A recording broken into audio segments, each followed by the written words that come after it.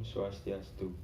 Perkenalkan, nama saya Iputu Artana Wiwekananda dari kelas 12 MIPA 7 nomor absen 33.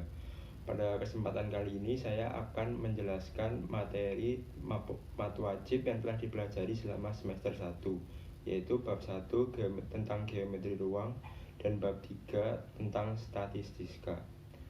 Baik, saya mulai dari bab 1 tentang geometri ruang. Apa itu geometri ruang? Geometri berasal dari dua kata, yaitu geo dan metri. Geo berarti bumi dan metri berarti pengukuran. Maka dapat disimpulkan pengertian dari geometri ruang adalah ilmu yang mempelajari tentang segala sesuatu ataupun cara untuk mengukur ruang yang ada di bumi. Pada bab 1 ini terdiri atas 3 subbab, yaitu pengertian geometri ruang, kedudukan antar unsur bangun ruang, dan jarak antar unsur tersebut. Unsur bangun ruang terdiri atas 4 unsur, yaitu titik, garis. Garis adalah 2 titik yang saling berhubungan. Yang ketiga, bidang adalah garis-garis yang saling berhubungan. Untuk membentuk suatu bidang minimal dibutuhkan 3 garis. Dan yang keempat adalah ruang itu sendiri. Untuk subbab yang kedua yaitu kedudukan antar unsur terdiri dari 5 kedudukan. Kedudukan yang pertama yaitu titik dengan garis. Titik dapat berada di dalam dan di luar garis. Yang kedudukan kedua yaitu titik dengan bidang. Titik dapat berada di dalam dan di luar bidang. Kedudukan yang ketiga yaitu garis dengan bidang. Garis dapat saling berpotongan dengan bidang apabila garis tidak dapat membentuk suatu bidang, tidak memiliki titik persekutuan. Dan garis dapat dikatakan sejajar atau saling berpotongan apabila antara garis dan bidang terdapat titik persekutuan atau titik potong. Kedudukan yang keempat yaitu garis dan bidang dengan ruang. Garis dan bidang dengan ruang dapat dikatakan saling berpotongan dan tegak lurus atau jika terdapat titik persekutuan antara garis dan bidang di dalam ruang tersebut. Dan kedudukan yang kelima yaitu ada bidang dan bidang dengan ruang. Untuk subbab ketiga yaitu jarak antar unsur. Untuk menghitung jarak antar unsur ini terdapat 3 poin, yaitu yang pertama antar titik ke titik, titik ke garis, dan titik ke bidang. Poin yang kedua yaitu menghitung jarak antara garis dengan garis dan garis dengan bidang dalam ruang. Dan poin yang ketiga yaitu menghitung jarak antar bidang ke bidang dalam ruang. Demikian materi dari bab 1 tentang geometri ruang. Bab kedua yaitu tentang statistika.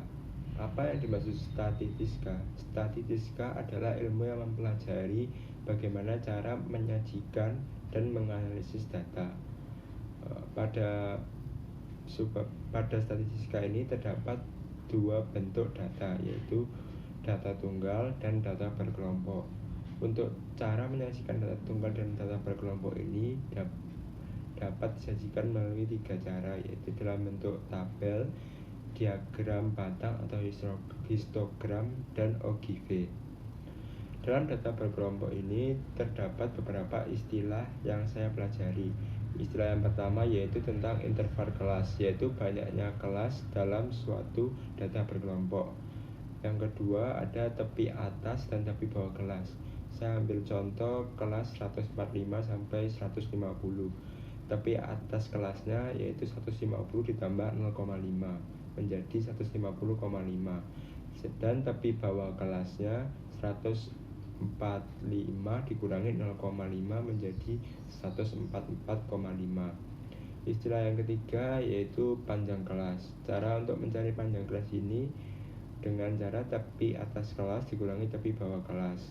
Diambil dari contoh sebelumnya, maka 150,5 dikurangi 144,5 menjadi 6. Dan istilah yang keempat ada titik tengah. Cara untuk mencari titik tengah ini dengan cara tepi atas kelas ditambah tepi bawah kelas dibagi 2, sehingga 150,5 ditambah 144,5 dibagi 2 itu 295 dibagi 2 menjadi titik tengahnya 147,5. Dalam bab 2 ini saya juga mempelajari tentang ukuran penyebaran data, ukuran letak data, dan ukuran pemusatan data. Pada ukuran pemusatan data, saya mempelajari tentang bagaimana cara mencari mean atau rata-rata, modus atau nilai yang paling banyak keluar dalam suatu data, dan median atau nilai tengah dalam data tunggal maupun data berkelompok.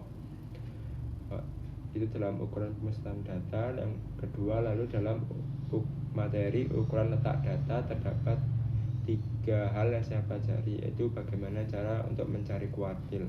Kuartil adalah 3 nilai data setelah data diurutkan menjadi 4 bagian sama banyak. Yang kedua ada desil, yaitu nilai yang membagi data menjadi 10 bagian setelah data diurutkan.